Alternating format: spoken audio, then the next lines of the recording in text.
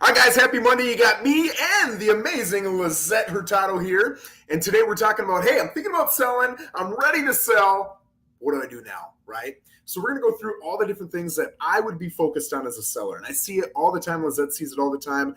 And some sellers are prepped. They are ready, right? These guys are analytical thinkers. They're on top of everything, and they are successful for it. And other people are like, what am I doing? So we want to make sure we can help all you guys out. If you've got questions, if you got comments, anything, whether you're on Facebook or on YouTube, feel free to go put them down in the comments, and we will certainly address them before we get out of here. But number one, I think the most important thing for anybody to do is determine your motivation, right?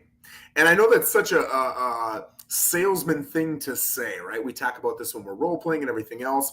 But in all honesty, I can't tell you how many times, and Lissette, I would throw this to you, correct me if I'm wrong, where people are making emotional decisions that don't really fit with their true intentions, but the heightened emotions of the situation take over and they're making bad decisions. But man, if you could draw them back to that initial motivation, a lot of times you can get them to make smart decisions. Would you agree with that? 100%, especially in this market. It's a great seller's market. But at the other side, you also become a buyer. Where are you going to move to? So really understand what motivates you, and the reason for selling and everything that comes with that is really the starting point. Yes. So now you've got your motivation set. I think you need to pick your realtor, right? And what technique do you use to pick a realtor? Because there's so many, and a lot of times what I see, which I honestly think, especially for sellers, is probably the worst way to do it, is, hey, my new cousin Jeannie just got into real estate. I'm going to call Jeannie and sell my house. Man, this is a decision that's 6 and 7 figures for a lot of people. And to use somebody with little or no experience is going to cost you a lot of money. It just is. And you'll never know it because you'll think, oh, I did well because Jeannie told me I did well. And you'll never even know that you lost tens of thousands of dollars, right, when you did.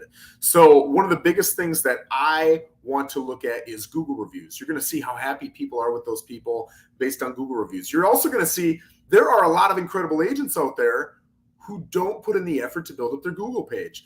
There aren't a lot of average or below average agents who have a lot of Google reviews. They have to have the experience and they got to be organized, right? They've got to be two great things to have all that. So it really shows you who's showing up. And I would say too, personal recommendations are phenomenal, but get personal recommendations of people who've worked with that agent as a seller's agent, not as a buyer's agent. It's a very different set of skills, and it's a very different result that you're going to get, right? So that is the second thing. Now, you're in the interview. You've got, I would suggest, 2 or 3 different realtors that you're talking to, all right? When you're in that interview, in my opinion, you want to judge based on 3 big things. Number 1 is their preparedness. If they show up late, if they don't have a whole presentation for you, if they don't have numbers, if they don't know your neighborhood, if they can't answer your questions appropriately, if they're not quick to say, hey, here's the resource, here's where you can go, here's where I'm going to go, hey, I'm going to take care of this, let me handle that. If they're not prepared, be ready to have a challenging transaction. But if those people show up and they are prepared, they're probably going to be prepared the whole time, right? Number 2 is professionalism. Are they professional? Do they make you feel confident in what they're saying? Do they have a plan? And when you hear it, you think, that's a good plan. Do they treat you with respect and dignity? Because if they treat you well, they're probably going to treat other buyers, other agents with dignity. And now, boom, you're going to get a lot more offers, which is phenomenal, right? And then the last thing is their communication skills. Really important. You can have phenomenal agents, but if they don't know how to communicate clearly, and if they aren't literally communicating by picking up their phone, which right now a lot of listing agents are getting lazy. Am I wrong? 100%. Lazy, right? So they Yeah. know I can sell this house. All I'm going to do is put it on the MLS, and I'm going to ignore all my phone calls. And in 3 days, I'll check my email and see how many offers I got, right? Will you sell your house? Absolutely. But nobody wants to just sell their house. They want to sell their house for top dollar. And for top dollar, you need someone who's going to pick up the phone. They're going to negotiate with numbers 2 through 5 on that list to try to get them up and above number 1. If you don't have an aggressive agent picking up the phone, it's going to be a problem for you, right? All right, number 4, know your numbers. I think this is really important. I can't tell you how many people are like, well, that sounds good, Joe. Where do we start? And I'm like, well, you don't know if it's good yet. Let's talk about the bottom line, right? How much are we going to net you? And I think netting is really important, right? netting a specific amount of money is really important. And not necessarily that you have to get that amount, but knowing what that amount is. It doesn't matter if you sell for $500,000 if you need 200 and you're only going to walk with 170. Man, wouldn't have been great to know that you're going to walk with 170 instead of 200. So really know your numbers, right? So the next part is, what is your plan? You need a plan, and you're thinking about the selling, which selling is so easy right now. Anybody can sell. But what are you going to do next? What does your timeline look like? Are you buying? Are you renting? Where are you going? And are you going to need to stay somewhere in between? What about all your stuff? Where are you going to keep it? Right? And there's a million answers to this, and your realtor should and can walk you through all this stuff. But really, it's just the fact that you have the conversation. Just make sure that you've thought about all these different things. All right, Lissette, I've gone through a whole bunch of stuff. I want to let you kick in a couple here. So yeah, really understanding what your next step is huge, because that can make all the difference too. If you're looking to purchase a property and you're not going to net a certain amount and you can't afford that property, that changes the game. Moving on forward, once you decide, yes, I'm going to sell. Yes, I know what my idea is after I sell. You've got a great agent on your side. Let's get your home prepped and ready to go. Let's start with decluttering, touching up paint, making any small improvements that you've had on your to-do list and you haven't gone around to, and sprucing up your landscaping. That makes a world of a difference. When we come in there with our photographer, we want your property to look amazing so we could sell it and all the buyers out there can fall in love with it. But doing those little things up front really makes the world of a difference. Now, Lissette, when you come in, is that one of the things that you offer your clients, is going through the house and creating a list of things that they should do for themselves? I do. And we're in the business, so we know what buyers are looking for. And we know sometimes little things can deter a buyer. So little things just as wood rot on the corner. If that's a minor repair and you take care of that up front, what a difference that makes in the future. I mean, just by looking at the inspection, that's one less thing that's going to be on your inspection report. And then going back to that is having a pre-listing inspection. If we get all those items taken care of up front, what a nice and smooth transaction are you going to have? Yep. I love the pre-listing inspection. We had Dave Kleem on a couple of weeks ago, who is a big inspector I think he's out of Ohio. And he's got such a great system. Locally here, DBJ Inspections, I love them because they've got a similar system. And it's really focused around putting the seller in the best position possible. Right now, yes, it is easy to get your home sold. It's easy to get under contract, I should say, right? But the problem we're having is we got people from not just New York and New Jersey and all that good stuff, which is true, but we've also got people from Miami and Fort Lauderdale and the other side of Florida. And we've also got local people who just work throughout the week. And when a listing comes on a Monday, they're like, I don't know if I get there till Saturday. That's a problem, right? So what do? They call up us as buyer's agents and they say, let's put an offer in. Make it a great offer, beautiful offer, but make it contingent on inspection so I can see it first. That's what they do. So as listing agents, you get all these wonderful offers. Man, they look good. And then you end up taking one that backs out 3 days later because they came to see the property and it doesn't look that great, or it doesn't fit what they wanted, or they put in 5 offers, got 3 accepted, and they decided yours was number 2 or 3 on the list of 3, so they're backing out, right? Whatever it is, it's not a way to protect you. So how do you protect yourself? We've thought about this. You pay the $300-$400 on a $400,000, $500,000, $600,000 home or more to get the pre-listing inspection done. Now, as listing agents, we promote that all over the MLS. All the buyer's agents can see it, and we tell them, hey, whoever comes in with the strongest offer, probably without an inspection contingency, is going to get this house. So what are all the people who haven't seen it and will not buy it unless they see it going to say? Let's not put an offer in.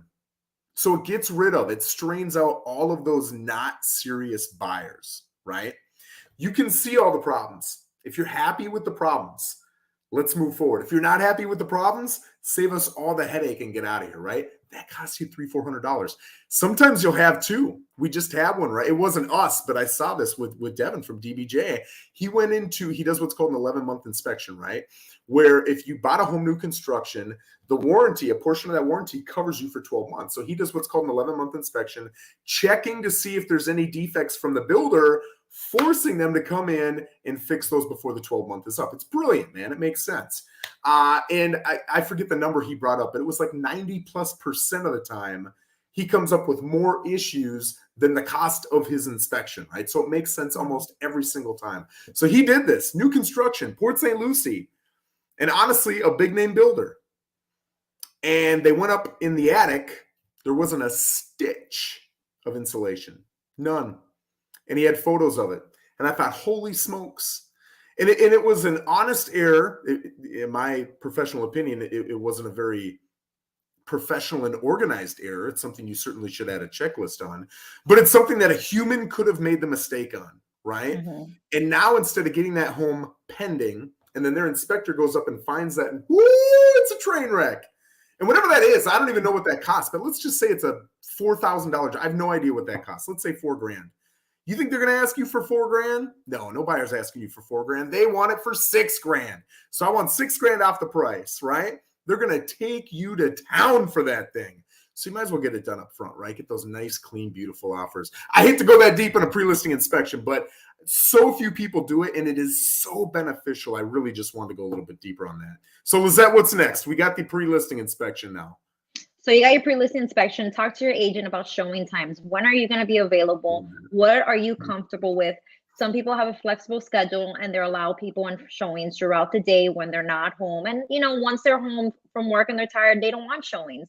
Make sure you go over this with your agent so they could tell you what are the best times to have your home available so you could get the best feedback and most traffic into your property. I love that. And I get the question a lot, especially in this market. Joe, can we just do one open house on a Saturday and call it a day? Mm-hmm. Or, right, with no showings. Or, Joe, can we just show it from 5 to 8 o'clock on weekdays and that's it? Whatever it is. And I always say the same thing. And I think this is incredibly important to understand. And it's not a good thing or a bad thing. It's just a thing that you really need to know. The more you limit the situation for the buyer, the more it's going to impact your price, or at least it has the opportunity to impact your price. So if you're limiting the hours that you're keeping your home available to buyers for, you're going to get lesser offers on average. Not every time, but on average, right?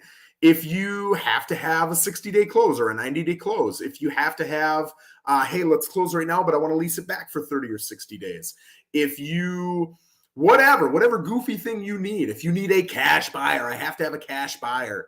Any of those things where you are creating must-haves, you're going to limit your buyer pool and you're going to get lower offers on average. Every time? No. But on average, yes. So I always ask people, is it worth X amount of dollars? I would guess this thing you're asking for is probably going to net you X amount of dollars less. It's a complete guess, but that's my best professional guess. Is it worth it or not? It's either convenience or money, right? And I think that's really important. That's an important conversation to have between a realtor and a client, because I don't think a lot of people think about that, right? But it is important. And some people will choose convenience, which is phenomenal. Just know what you're choosing. But that's a great point. Lissette, what would you say to someone right now who said, I don't care. What am I going to sell for? 10, 15 grand less? Great. Let's just do one open house, get it done on a Saturday. What are my odds of selling? I mean, in this market, yeah, you have great odds, but you are limiting the amount of buyers that are going to come into that property. And you're also limiting the amount of money you're going to get for that property. Yeah. What if you would have showed it for a few more days and you had another buyer coming in and offer you $10,000 more? This is your one shot to put the property on the market and get top dollar for it. Why would you not maximize your earning potential instead of limiting it? So yeah, I would say let's provide as much showing time as we can. And if we can't provide too much showing time, let's definitely do those open houses, have it open throughout the weekend, through Monday, Tuesday at least, to get as many offers in for you. Yes. Okay, so now we're getting photos done. So Lissette, this is where you come in with your iPhone 7 and take photos on a Tuesday. Yeah, and unfortunately, I've been seeing so much of that, and it's horrible.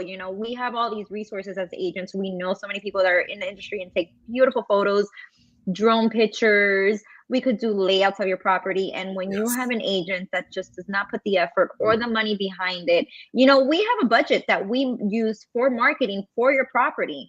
And you want an agent that's going to use that budget and market your property to its full potential. Do not list a property without professional photos. It's one of the biggest mistakes you could do. I've seen them done with $1 million properties. And I'm like, what are they doing and why? I just don't get it. And what a great question to ask in that interview up front, right? Hey, let me see your last 2-3 listings. And don't even tell them why. And as they're going through, look at the photos, because those are the photos you're going to get for your listing. And if photos look poor on $1 million listing and you got a $400,000 home, guess what yours are going to look like, right? And those photos matter. They matter. They get people in, and the more people you get in, the better offers you're going to get on average. So that's a great point too. Last thing I've got here, and then I'm going to turn it over to you, is get all your paperwork to your realtor, right? So here's a list of a couple things I had. If you've got a survey, if you've got a past inspection, HOA documents, seller's disclosures, warranties, anything like that, to give to your realtor, that's phenomenal. If you've got a list, and if not, they should be asking you for it. A list, they call it a feature list, right? All of the improvements that you've made, all of the things that make your home better than your neighbors. Man, people love to brag about that. Get it on a feature list, right? What are the ages of all the major things, right? All of your appliances, your roof, your AC, your heater, your water heater, all those different things. If you can get that list to us or help walk us through, and we'll create it while we're in front of you, we can really make that look sharp, add that to the documents section on the MLS. And now every buyer's agent, every buyer can see that, and it makes you look just a little bit better than every other house on the market. And again, that's going to increase your price, right? Lissette, close us out. What are we finishing with? My suggestion is just to have proper expectations and have a communication with your agent of what to expect. You're in a great market right now as a seller, but every property and every market is individual, and we have different days on the market. And if you're lucky and you get your home sold right away, well, you've got to get ready now to become a buyer. So make sure you have all that lined up too, and the proper expectations that comes with that. If you're going to need a little bit more time to get into that property that you're moving to, have that conversation with the agent where you might have to do a lease back. Just have proper expectations. Everyone's selling their home quickly, but some homes take a couple more days, a few more weeks than expected, and that's okay. Great. I love all that. This is a wonderful list for all you guys to go off of. And I'll tell you, when you get a professional agent, Lissette and I, we're going to come in. We've got I think it's a 37-point sales list, right? So we just touched on maybe 8, 10, 12 things. There are a lot of details that even sellers don't know about because we're taking care of those things in the background. It's important to have someone who's on top of all these details. If you're thinking about selling, if you want us to come in and show you what we do, if you want to have somebody to interview, man, we would both love to come in and show you what we can do for you. So certainly reach out. If you have a friend in the business and you're not going to work with us, always feel free to ask us questions and we'll kind of guide you in the right direction. Once you're signed with someone, that's your person. But if you want help, even if you're not going to use us, I just want to make sure you're educated and you're making great decisions. So guys, get out there. It's a fun time to sell. It's a challenging time to buy, but it's a fun time to sell. So if you've got a great plan, go and get it. Lissette, I appreciate you, man. Thank you. Have a great one, guys.